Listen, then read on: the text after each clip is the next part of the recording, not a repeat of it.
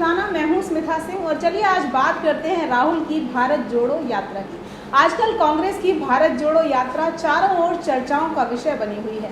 इस यात्रा के जरिए कांग्रेस अपनी डूबती नैया को पार लगाना चाहती है। समूचे विपक्ष में पार्टी की स्थिति को मजबूत करने और बीजेपी को 2024 के रण में टक्कर देने की तैयारी इस यात्रा के जरिए कांग्रेस कर रही है।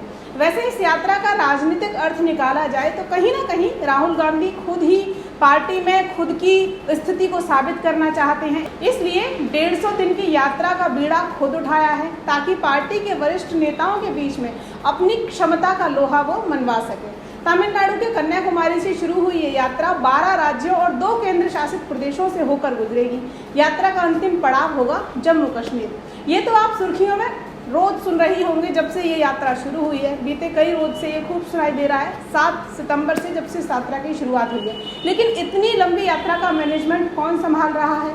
जो टीम इसके सोशल प्रमोशन और एक्टिविटीज़ को देख रही है वो कैसे काम कर रही है? कौन कौन लोग हैं जो पर्दे के पीछे इस यात्रा की बागडोर को संभाल रहे हैं? कब इसकी प्लानिंग शुरू की गई और कैसे किसने यात्रा का खाका खींचा? ऐसे तमाम सवाल हैं, जिज्ञासाएं हैं जो आम जन में उमड़ रही होंगी। तो चलिए 7 सितंबर 2022 से शुरू हुई ये यात्रा कितनी खास है, कैसे तैयार हुई वो आपको बताते हैं। कन्याकुमारी से एक रैली के साथ राहुल गांधी ने कुछ कदम चलकर यात्रा की औपचारिक शुरुआत की। यात्रा सुबह 7 बजे शुरू होती है। फर्स्ट फेज की यात्रा को लगभग 12 बजे के आसपास खत्म करके उसके बाद राहुल गांधी स्थानीय नेताओं से, कार्यकर्ताओं से बातचीत करते हैं, स्कूली छात्राओं से मुलाकात करते हैं। 150 दिन के अंदर खत्म होने वाली ये यात्रा लगभग 3570 किलोमीटर की पैदल यात्रा होगी जो ऐसे ही हर दिन आगे बढ़ती रहेगी। राहुल गांधी समेत यात्रा में चलने वाले 100 से ज़्यादा लोग हैं, जिसमें 32 महिलाएं हैं। हर दिन औसतन 20 से 21 किलोमीटर ये सब पैदल चलेंगे या चलने वाले हैं। इन सभी के खाने पीने और रहने का इंतज़ाम बहुत अच्छे से किया गया है। यात्रा का मैनेजमेंट है जो उसका जिम्मा संभाला है कांग्रेस के वरिष्ठ नेता दिग्विजय सिंह ने और मीडिया कोऑर्डिनेटर हैं जयराम रमेश। यात्रा करने का मन कांग्रेस ने राजस्थान के उदयपुर में जो मई में चिंतन शिविर लगा था उसी में तय कर ली थी। फिर सोनिया गांधी ने पार्टी के दूसरे नेताओं से विचार विमर्श किया और 15 मई को ये ऐलान किया गया कि पार्टी कन्याकुमारी से जम्मू कश्मीर तक भारत जोड़ो यात्रा निकालेगी। दिग्विजय सिंह जो पार्टी के वरिष्ठ नेता और सोनिया गांधी के करीबी माने जाते हैं, उनकी अध्यक्षता में भारत जोड़ो यात्रा की प्लानिंग कमेटी बनाई गई। दिग्विजय सिंह को इस यात्रा की बागडोर देने की वजह एक खास थी। 2017 में लगभग 3300 किलोमीटर की नर्मदा परिक्रमा वाला उनका अनुभव। दिग्विजय सिंह को यात्रा कार्यक्रम की अध्यक्षता सौंपने के अलावा कमेटी ने स्टेट के हिसाब से कोऑर्डिनेटर्स बनाए। हर जिले में एक टीम बनाई गई। मुकुल वासनिक, केसी वेणुगोपालन और कांग्रेस के दूसरे संगठनों के लोग भी दिल्ली में प्लानिंग कमेटी से जुड़े। कमेटी के सदस्यों में दिग्विजय सिंह को चेयरमैन, जयराम रमेश को प्लानिंग, पवन खेड़ा को मीडिया इंचार्ज, केसी वेणुगोपालन को कोऑर्डिनेशन डिपार्टमेंट, श्रीनिवासन को पीवी मैनेजमेंट और ज्योति मणि को केरल के मैनेजमेंट, केबी बायजू को सिक्योरिटी, अलंकार समाई को राहुल गांधी के पीए और वैभव कालिया को कम्युनिकेशन का जिम्मा इस पूरी यात्रा के लिए सौंपा गया। कांग्रेस में यात्रा निकालने की मंशा के बाद से ही रोजाना 7 से 8 घंटे की बैठक होती थी प्लानिंग के लिए। फिर हर 10 दिन में इस प्लानिंग की जो रिपोर्ट थी राहुल गांधी खुद तय करते थे। यात्रा को 150 दिन का रखना जाहिर तौर पर इस लंबे वक्त में सभी को राहुल गांधी की सुरक्षा, सिक्योरिटी की चिंता सता रही थी। इसलिए मन बनाया गया कि बस, ट्रेन या फिर कार से यात्रा निकाली जाए। लेकिन राहुल गांधी ने इससे साफ इनकार कर दिया और कहा कि ये यात्रा उनके लिए तपस्या है जो वो पैदल पूरी करेंगे। वो इस यात्रा में शामिल है, ना कि उसका नेतृत्व कर रहे हैं। हालांकि ये यात्रा पहले 2 अक्टूबर 2022 को शुरू होनी थी, लेकिन राहुल गांधी के कहने पर तैयारियां पहले शुरू कर दी गई। इसलिए बापू के बर्थडे से 1 महीने पहले ही यानी 7 सितंबर 2022 को यात्रा शुरू कर दी गई। इस पूरी भारत जोड़ो यात्रा के सभी यात्रियों को 4 वर्गों या कहें हिस्सों में बांटा गया। भारत यात्री, अतिथि यात्री, प्रदेश यात्री और वॉलंटियर्स यानी कि स्वयंसेवक। पहले जो भारत यात्री हुए वो यात्री जो भारत जोड़ो यात्रा को शुरू से आखिरी तक देखेंगे, उसमें साथ रहेंगे।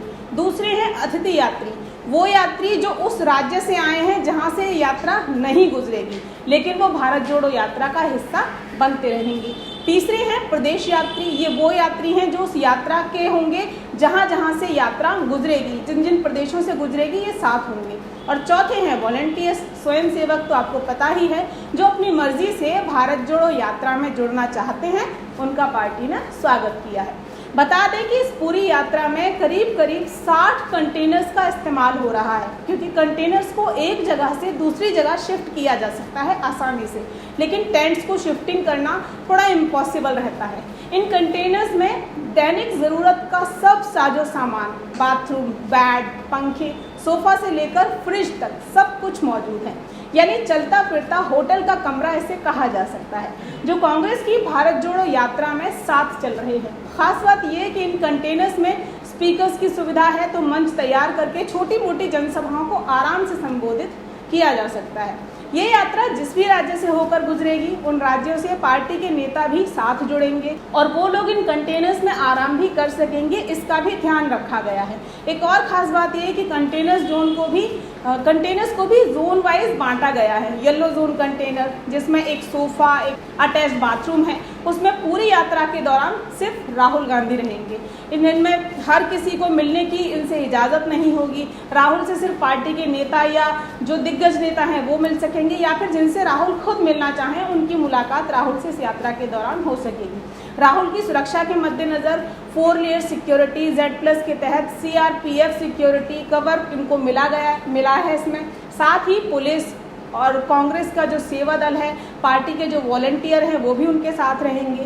खैर, येलो जोन के अलावा ब्लू जोन, रेड जोन और ऑरेंज जोन कंटेनर भी बनाए गए हैं, जो सुरक्षा कर्मियों, सहयोगियों और अन्य बड़े नेताओं के लिए हैं, जबकि महिलाओं के लिए है पिंक जोन कंटेनर। कुल मिलाकर करीब 60 कंटेनर्स का एक शहर है जो इस पूरी यात्रा में चलायमान रहेगा। पूरी भारत जोड़ो यात्रा के दौरान ये यात्रा रोज़ाना सुबह 7 बजे से 11 बजे तक, फिर सेकंड फेज़ में शाम को 4 बजे से 7 बजे तक चलेगी। और यात्रा के दौरान जो इंतज़ाम किए जाते हैं, उन्हें दोबारा हटाने में करीब 7 घंटे का समय लगता है। आसान नहीं है।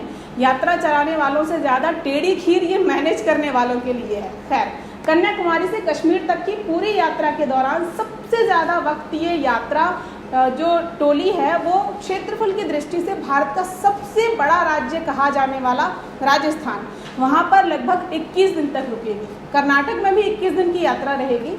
इसका एक कारण ये भी है कि दोनों स्टेट्स में अगले साल इलेक्शन है, चुनाव है, और कांग्रेस के सामने मैदान में है बीजेपी। बता दें कि कर्नाटक में मई 2023 में, जबकि राजस्थान में 2023 के आखिरी में चुनाव है। हालांकि कांग्रेस का इस यात्रा को लेकर ये कहना है कि चुनाव से इस यात्रा का कोई संबंध, कोई ताल्लुक नहीं है, क्योंकि ये यात्रा गुजरात से तो निकल ही नहीं रही, जहां पर इसी साल चुनाव होने हैं।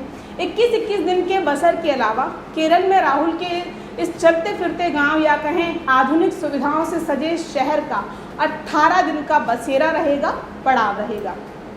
तेलंगाना में 13 दिन, महाराष्ट्र और मध्य प्रदेश में 16 दिन, हरियाणा में 12 दिन, पंजाब में 11 दिन, जबकि दिल्ली और यूपी यानी उत्तर प्रदेश में ये यात्रा सिर्फ 2-2 दिन रुकेगी।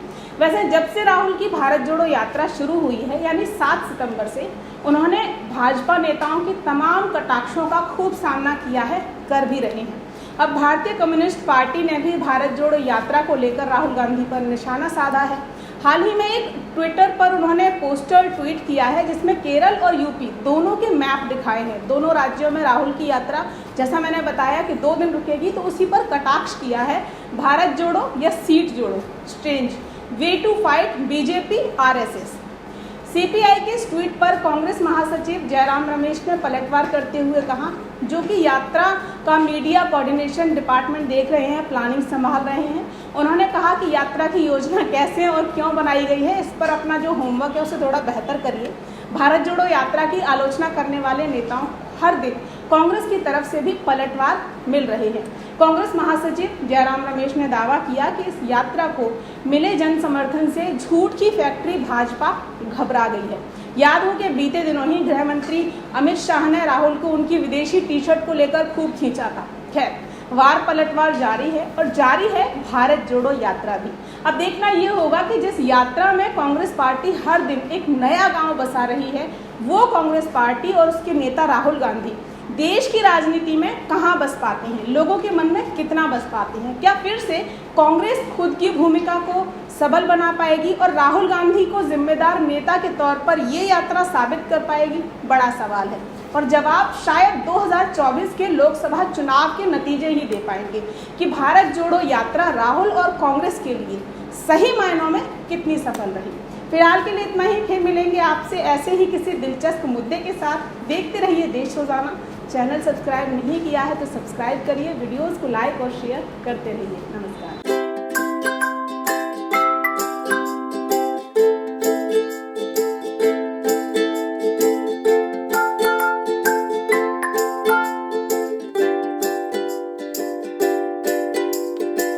हमारे साथ जुड़े रहने के लिए देखते रहिए देश रोजाना का YouTube चैनल। सब्सक्राइब कीजिए, साथ ही देश रोजाना की खबरें सबसे पहले देखने के लिए प्रेस कीजिए बेल आइकन।